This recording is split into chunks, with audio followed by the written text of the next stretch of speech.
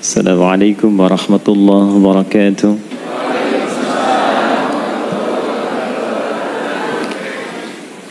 Alhamdulillahilladzi allafa baina qulubina fa asbahna bi ni'matihi ikhwana.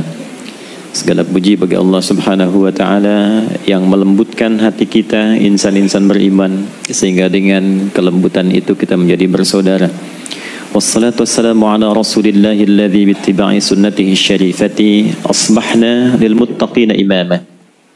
Salawat dan salam semoga senantiasa tercurah pada Rasulullah sallallahu alaihi wasallam yang dengan syafaat beliau, dengan petunjuk beliau dan mengikuti sunnah beliau yang mulia, insyaallah kita menjadi di antara orang-orang bertakwa yang unggul di hadapan Allah Subhanahu wa taala. Fassalawatullahi alaihi wa salamuhu tam wa ala alihi wa sahbihi wa dhurriyyatihi wa ummatihi ila yaumil mi'ad alladhi huwa amama wa ba'd. Faya ibadallah usi nafsi wa iyyakum bitaqwallahi faqad fazal muttaqun fala tamutunna illa wa antum muslimun. Faqala ta'ala ya ayyuhalladzina amanu taqullaha haqqa tuqatih wa la tamutunna illa wa antum muslimun. Jemaah sekalian, saudara-saudariku, alhamdulillah kita kembali diberikan kesempatan oleh Allah Subhanahu wa taala untuk berkehidupan sampai dengan detik ini, dan kita bersyukur di antara sekian yang hidup kita masih diberi kekuatan untuk berislam.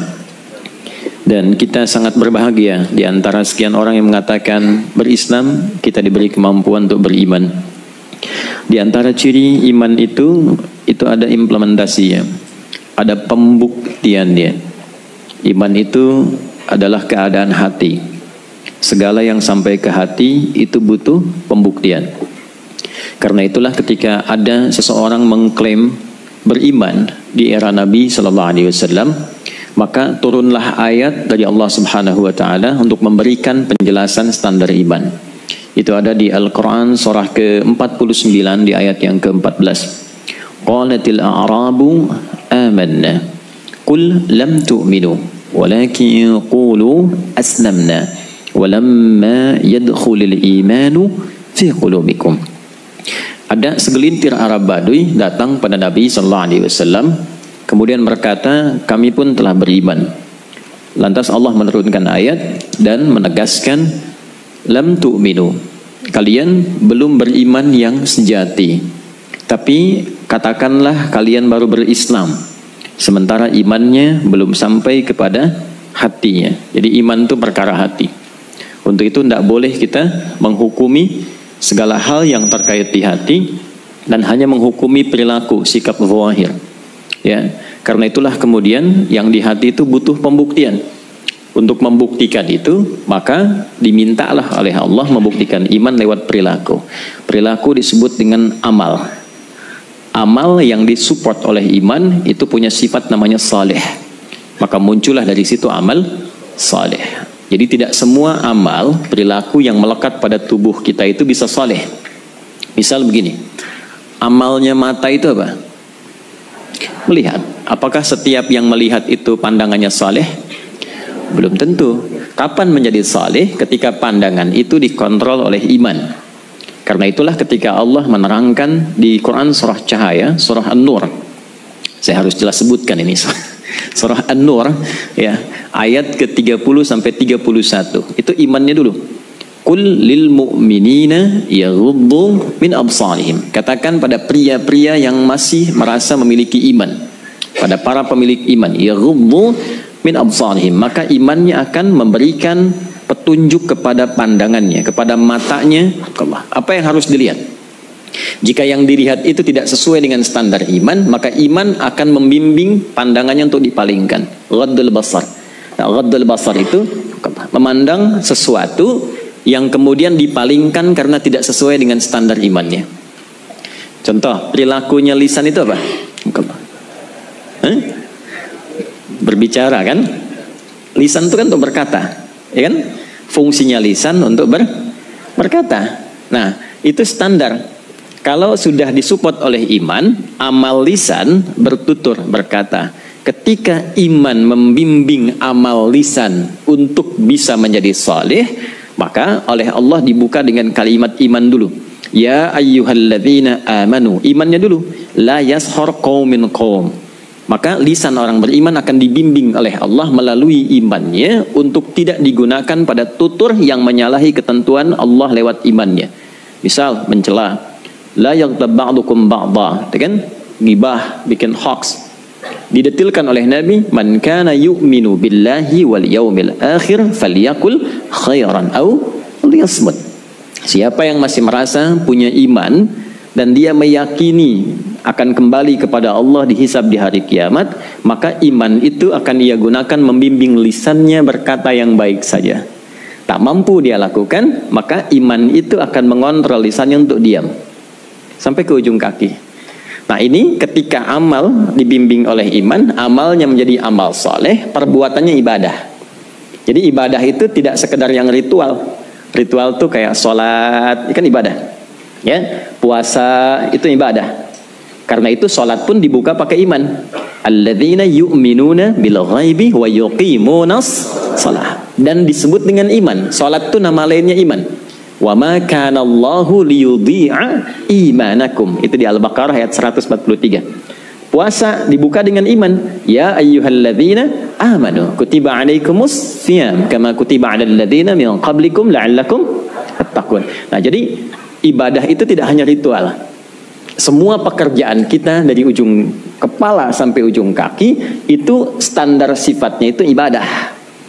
Ya, berzikir. Karena itu ada hadis orang yang berkehidupan di bumi dan dia beriman, itu standar bagian seluruh tulang tubuhnya itu berzikir kepada Allah. Salah satu pengganti amalannya salat duha. Ya, di antara faidah amal duha itu menggantikan bagian zikir-zikir standar yang ada dalam ujung kepala sampai ujung bagian kaki kita. Itu ada nanti keterangan riwayat yang menunjukkan demikian. Ya, untuk itulah kemudian orang yang ibadah disebut abid. Sifat kuatnya abdun, jamaknya ibadun. Maka kalau sudah bagian kepala sampai ujung kaki itu sudah diniatkan ibadah dan mendekat kepada Allah, turunlah sifat kasih Allah yang membimbing ia dalam berkehidupan di bumi. Sifat Allah tanpa batas yang memberikan kasih sayang dalam kehidupan di muka bumi ini disebut Rahman. Kalau di akhirat disebut Rahim, hanya untuk orang beriman saja. Maka ahli ibadah disebut ibad, mendapatkan anugerah dari sifat Allah Rahman disebut ibadur Rahman. Kalau sudah ibadur Rahman dari ujung kepala sampai ujung kaki, itu perjalanan kehidupannya mulia. Wa ibadur rahmanil ladzina yamshuna 'alal ardi hauna wa idza khatabahumul jahiluna qalu salama. Dan hamba-hamba Allah yang punya sifat Rahman, Allah yang punya sifat Rahman itu nanti cara berpetualang di buminya berbeda karena dibimbing oleh imannya. Jalannya berbeda, kalau diisengin juga responnya berbeda. Itulah ibadah Rahman. Nah, ini tugas kita menjaga dalam berkehidupan sampai meninggal. Tugasnya itu aja, memastikan ujung kepala sampai ujung kaki baik dan bernilai ibadah. Awas, hati-hati, karena tidak semua yang baik itu punya nilai ibadah. Amal itu ada 3. Ya, ada berapa? 3. 1, amalnya netral, tengah-tengah, tidak disifati soleh, tidak disebut salah. Jelas? Belum saya terangkan ya. Nanti kita terangkan. 2, tarik ke kanan jadi soleh, amal soleh. 3, amal salah. Jadi amal saleh, amal salah. Contoh, ini lisan berkata, ya, lisan berkata. Cuma berkata begini aja, ya. Anda Tony misal berkata, ya, amal bukan? Amal, lisan sudah beramal, ya kan? Tapi kalau lisannya kemudian berkata, Anda fulan, Toninya tidak saya sebut karena mungkin ada yang namanya Tony gitu ya. Anda fulan pendengki misalnya. Ya, padahal belum tentu punya sifat demikian. Soleh atau salah? Salah. Baik. Yang ketiga, yang selanjutnya, Anda Tony, nah ini baik. Rajin tahajud, semoga dekat dengan Allah. Soleh tidak?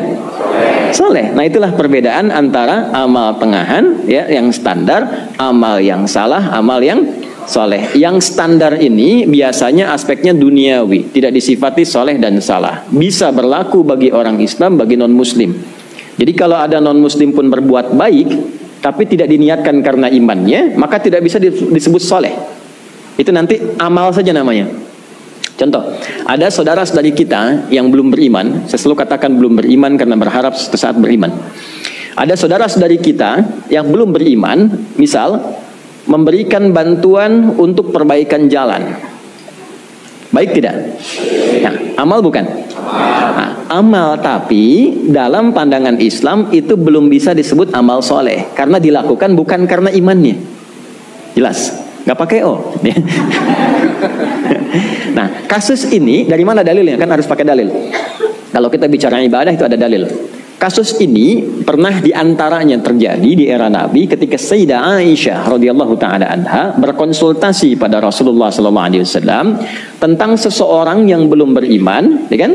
Tapi dia punya sifat baik berbagi. Nah, menariknya Nabi kemudian menunggu jawaban dari Allah dan turunlah ayat di Quran surah ke-25 Al-Furqan di ayat ke-23. Wa qadimna ila ma amilu min amalin. Tuh, tidak ada sifat amalnya. Wa qadimna ila ma amilu min amalin, ya, faj'alnahu haba'an manthura.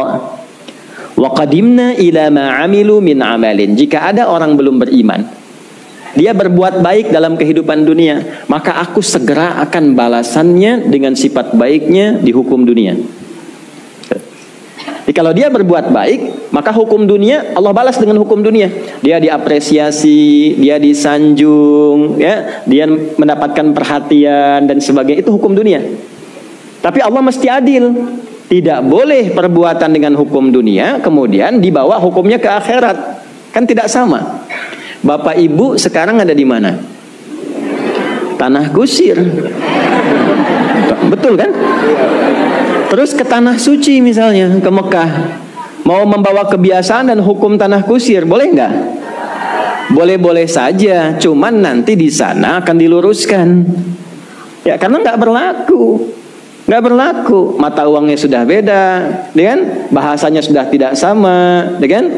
Nah, itu sebabnya yang membuat kita berpikir bahwa di dalam kondisi dunia saja sudah berbeda hukum, beda tempat, beda hukum, maka jangan sampai kita berpikir ketika pulang ke akhirat hukumnya sama dengan dunia, beda. Maka kata Allah, dengan keadilanku orang baik tapi belum beriman, dia baik di dunia, dibalaslah dengan hukum dunia. Tapi ketika ke akhirat, Allah mesti adil. Maka amalnya ini tidak berlaku untuk hukum akhirat seperti debu yang berterbangan. Karena hukum akhirat berlakunya menggunakan ketentuan-ketentuan akhirat. Itulah amal. Kalau didorong pakai iman menjadi apa? Saleh. Bangun jalan, dia niatkan supaya Allah ridha. Walaupun teman-teman mungkin dinasnya di PUPR dan sebagainya, tapi ketika ditugaskan melaksanakan proyek itu, bukan hanya tuntutan kerja. Saya niatkan supaya Allah ridha dengan pekerjaan ini, digunakan orang yang lewat untuk berbuat yang baik. Itu dicatatkan sebagai pahala, itulah yang dituliskan menjadi bekal pulang ke akhirat. Perbuatan itu amal saleh, sifatnya ibadah, nilainya disebut hasanah, poinnya 10. Dari mana dapat poinnya? Quran surah ke-6 ayat 160. Man jaa bil hasanati falahu asyru amsalih. Siapapun yang berbuat satu kebaikan punya nilai akhirat namanya hasanah, maka dikonversi setiap satu kebaikan itu 10 poin. Hitungnya begini, bukan 1, 2, 3, bukan begitu. Cara menghitungnya 1 ke 2 500 tahun, 2 ke 3 500 tahun, 3 ke 4 500 tahun. Termasuk teman-teman yang tadi sholat ya, setelah kita masuk waktu subuh, di waktu subuh kita sholat, itu sekali sholat poinnya 10. Kalau sholatnya berjamaah, kali 27. Kalau ditunaikan di masjid, kali lagi 25. Nanti kalikan setiap tingkatan poinnya, 500 tahun, 500 tahun, 500 tahun. Nah, itu gambarannya. Karena itulah kita selalu bermohon pada Allah, semoga perbuatan dunia kita semua jadi hasanah, nanti ditampakkan di akhirat hasanah itu sebagai bekal pulang kita.